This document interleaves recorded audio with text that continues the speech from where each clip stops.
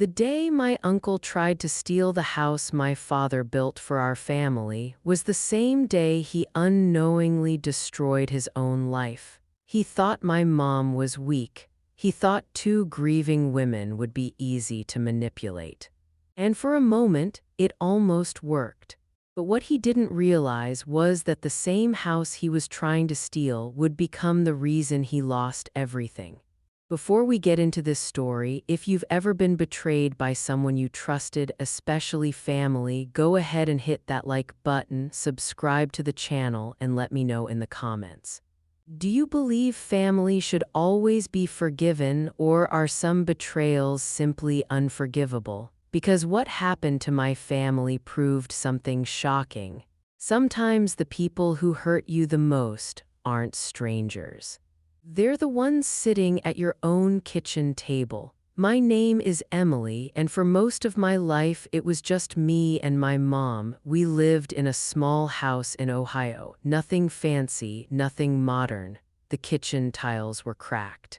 The wooden porch creaked every time someone stepped on it. The paint on the fence had been peeling for years, but to me, that house was perfect.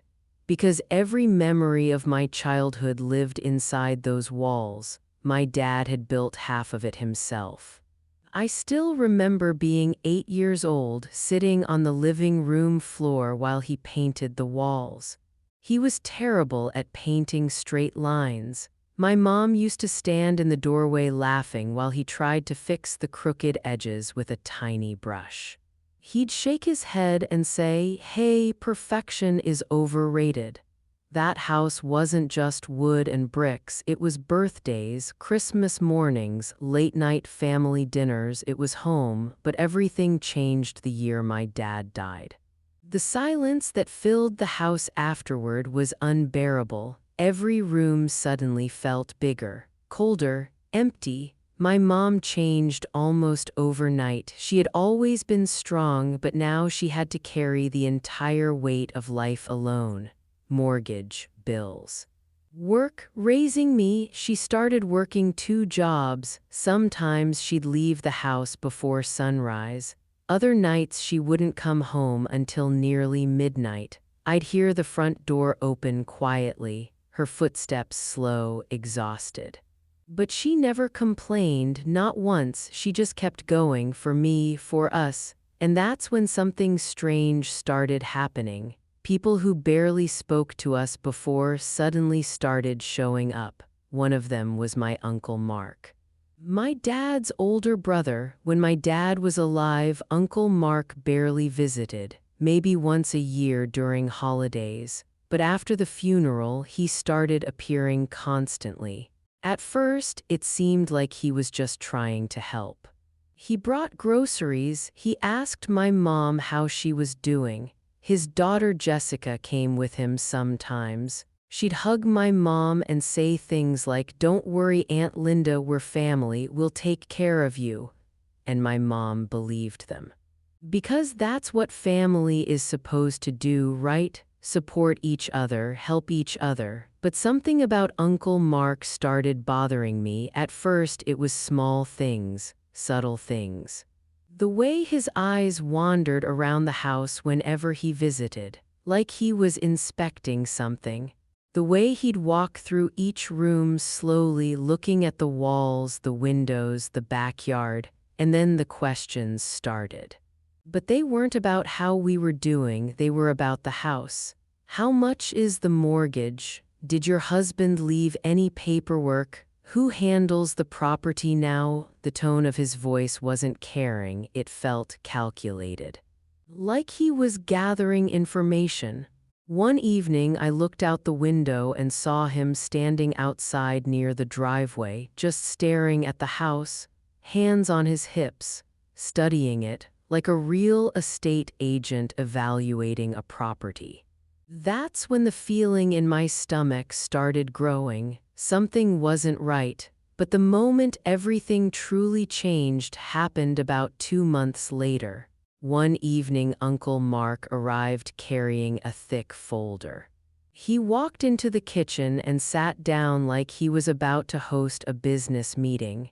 He spread papers across the table. Then he looked at my mom and said casually, "This is just some legal paperwork." My mom looked confused. He continued, "Since your husband passed away, things can get complicated with property ownership. I just want to help protect the house." Protect the house. Those were his words. My mom trusted him. After all, he was family. She picked up the pen, and for a split second, something inside my chest twisted. I don't know why. Maybe it was the way Uncle Mark kept watching her hand as she prepared to sign. Maybe it was the tiny smile on Jessica's face. But something felt wrong, really wrong, so I spoke up. "Mom, can I read it first?" For just a moment, Uncle Mark's smile disappeared. It was only a second, but I noticed it. Then he forced the smile back. "Of course," he said quickly, "just standard paperwork." So I started reading. The first page looked normal, legal terms, property references, nothing suspicious. Then I turned to the second page and my heart stopped. My hands started shaking, because buried deep inside the legal language was a clause transferring ownership of our house directly to Uncle Mark, not temporarily, not partially, completely. He wasn't protecting our home.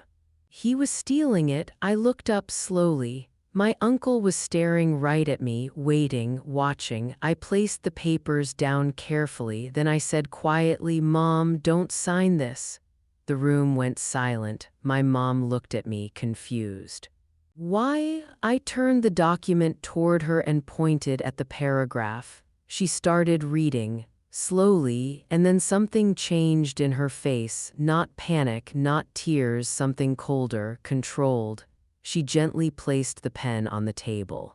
Then she looked directly at Uncle Mark and said one sentence I will never forget. "If you want to play games," she paused, her voice calm, "we'll play smarter." Uncle Mark laughed nervously. He tried to brush it off. "Linda, you're misunderstanding," but my mom stood up and calmly asked them to leave. No yelling, no argument, just quiet certainty. The next morning, we went straight to a lawyer, and that's when things became serious. Our lawyer read the documents carefully, page by page, then he leaned back in his chair and sighed. He absolutely tried to commit property fraud. Apparently this wasn't just shady, it was illegal, very illegal, but the best part. Uncle Mark had been careless. Over the previous weeks, he had sent multiple messages pressuring my mom to sign the paperwork. Emails, texts, voicemails, all of them clearly showing his intention. Our lawyer smiled slightly. "Oh, this is going to be interesting." A few weeks later, we filed a legal complaint. When Uncle Mark first heard about it, he laughed. He told people my mom was being dramatic.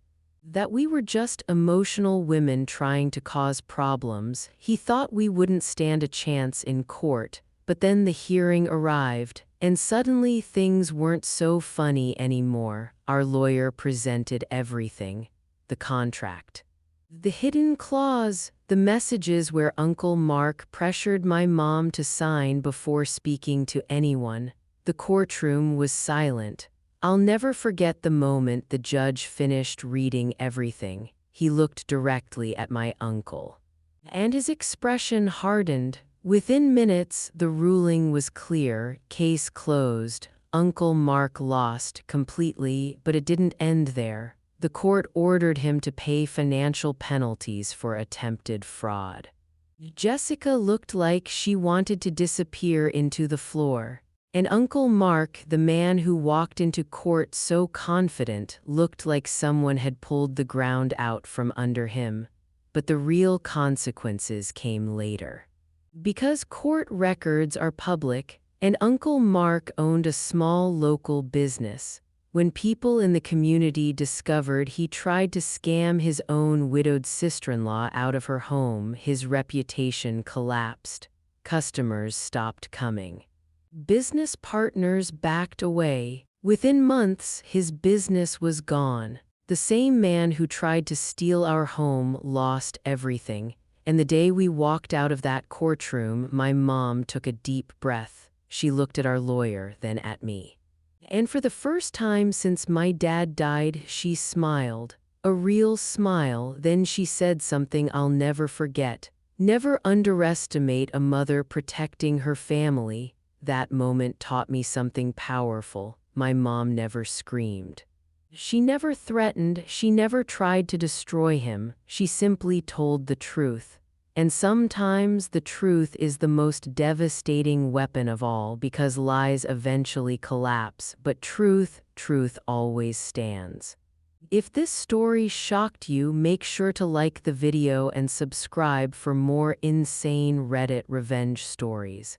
And tell me in the comments, what would you have done if a family member tried to steal your house? Because sometimes the worst betrayals don't come from enemies, they come from the people you trusted the most, and those hurt the worst.